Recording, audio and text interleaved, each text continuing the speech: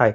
நம்ம வீடியோவில் அடிக்கடி சொல்ல விஷயம் என்னதான் வந்து டெக்னாலஜி டெவலப்மெண்ட் அப்புறம் வந்து இன்ஃப்ராஸ்ட்ரக்சர் டெவலப்மெண்ட் சொல்லி ஒரு பாதையில் நம்ம போயிட்டு இருந்தாலும் சரி, இன்னொரு சைடு பார்க்கும்போது தண்ணீர் பிரச்சனை, இப்போ வந்து விவசாய பிரச்சனை, இப்போ விவசாய நிலங்கள் வந்து அழிக்கப்படுது, இந்த மாதிரி நிறைய விஷயங்கள் போயிட்டு இருக்கனால ஒரு நாடோ ஒரு மாநிலமோ வந்து நல்ல பாதையில் தான் முன்னேற்றம் அடைஞ்சிட்டு இருக்கு அப்படின்னு சொல்லி நம்ம சொல்லிட முடியாது. ஏன்னா வந்து ஒரு மனுஷனுக்கு அடிப்படை தேவை வந்து தண்ணீரும் உணவு தான்.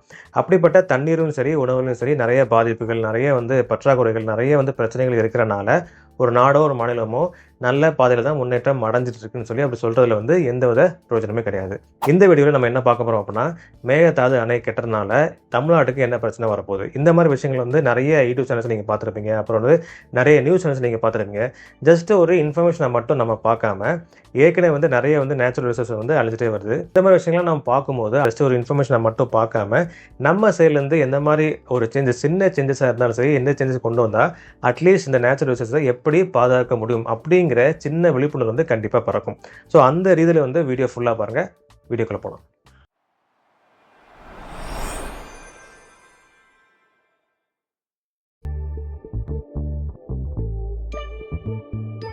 மேகதாது அணை, இந்த காவிரி பிரச்சனை வந்து 5 வருஷமாவோ 10 வருஷமாவோ 20 வருஷமாவோ இல்லை, கிட்டத்தட்ட 125 வருஷமா இது நடந்துட்டு வருது. அதாவது 1892 இருந்து மெட்ராஸ் அப்புறம் மைசூர் அந்த காலகட்டத்துல இருந்தே வந்து இந்த பிரச்சனை வந்து நடந்துட்டு வருது. கர்நாடகா வந்து என்ன சொல்றாங்க அப்படின்னா 67.16 டிஎம்சி கொள்ளளவு கொண்ட ஒரு டேம் வந்து கெட்ட போறோம் அப்படின்னு சொல்லி அவங்க சொல்லிட்டு இருக்காங்க. நம்ம மேட்டூர் டேம் வந்து எவ்வளவு கெப்பாசிட்டி பார்த்தீங்கன்னா 93.47 டிஎம்சி. இந்த டிஎம்சி அப்படி சொல்றாங்க பார்த்தீங்கன்னா, ஒரு டிஎம்சி வந்து எவ்வளோ லிட்டர்ஸ் ஆஃப் வாட்டர் அப்படின்னா 23.82 பில்லியன் லிட்டர்ஸ் ஆஃப் வாட்டர். அதாவது லட்சத்தில் நீங்கள் பார்த்தீங்கன்னா 2,83,168 லட்சம் லிட்டர்ஸ் ஆஃப் வாட்டர் ஒரு டிஎம்சிக்கு.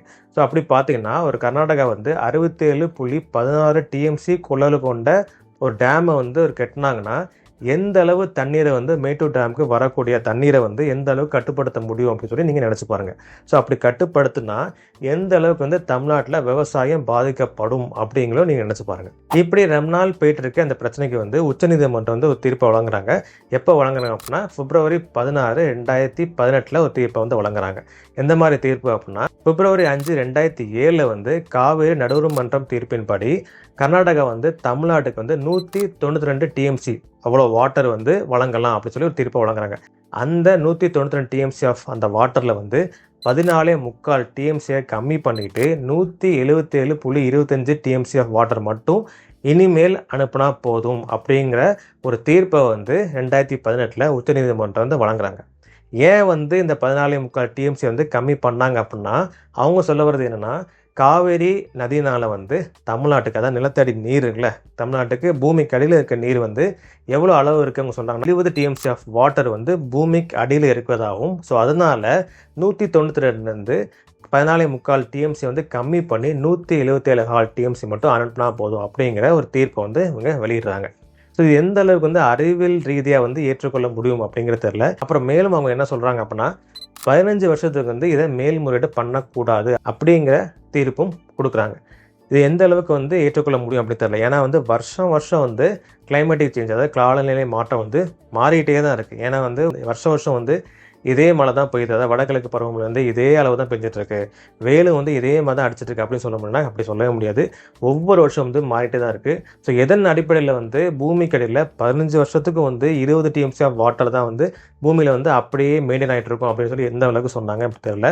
ஸோ அதை அறிவியல் ரீதியாக வந்து ஏற்றுக்கொள்ள முடியாது தான் இருக்குது. அது மட்டும் இல்லாமல் சில நல்ல தீர்ப்பும் வந்து உச்சநீதிமன்றம் வந்து வழங்கியிருக்காங்க. அந்த என்ன மாதிரி தீர்ப்பு அப்படின்னா, காவேரி நதியினால் வந்து நிறைய மாநிலங்களுக்கு வந்து விவசாயம் வந்து நல்ல ஒரு செழிப்பான முறையில் அமைஞ்சிருக்கு. ஸோ அதனால் வந்து காவேரிங்க வந்து ஒரு பொதுவான சொத்து தான், இந்த மாநிலத்துக்கான சொத்து அப்புறம் இந்த மாநிலத்துக்கான சொத்துன்னு சொல்லி அதை பிரிக்க முடியாது. ஸோ அதனால் தமிழ்நாட்டு அனுமதி இல்லாமல் கர்நாடகா வந்து எந்த ஒரு அணையும் கட்டக்கூடாது அப்படிங்கிற ஒரு தீர்ப்பும் அவங்க வழங்கியிருக்காங்க. கர்நாடக சைட்லேருந்து அவங்க என்ன சொல்கிறாங்க அப்படின்னா, பெங்களூருக்கு வந்து குடிநீர் வசதிக்காகவும் அப்புறம் வந்து நிறைய உபரிநீர் வந்து வேஸ்ட்டாக போகிறதுனாலும் அப்புறம் வந்து 400 மெகாவாட் மின்சாரம் வந்து ப்ரொடியூஸ் பண்ணுறதுக்காக அந்த டேம் கட்ட போகிறோம் அப்படிங்கிற சொல்கிறாங்க. 67.16 டிஎம்சி கெப்பாசிட்டி உள்ள டேம் கட்ட போகிறாங்க.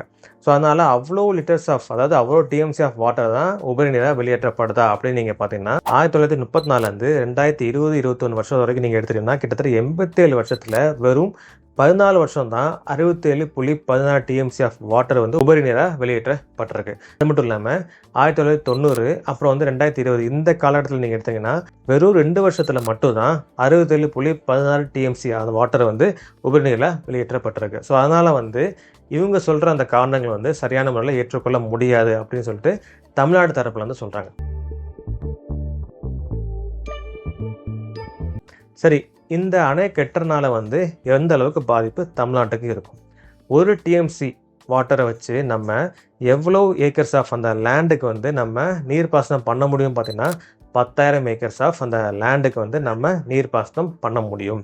ஸோ அதனால் 67.16 டிஎம்சி கெப்பாசிட்டி உள்ள ஒரு டேமை வந்து கர்நாடகா கட்டினாங்கன்னா தமிழ்நாட்டில் 6.17 லட்சம் ஏக்கர்ஸ் ஆஃப் அந்த லேண்டுக்கு வந்து நீர்ப்பாசனம் பண்ண முடியாமல் டைரெக்டாகவே அதை வந்து டேமேஜ் பண்ணும், அதாவது பாதிப்பை ஏற்படுத்தும்.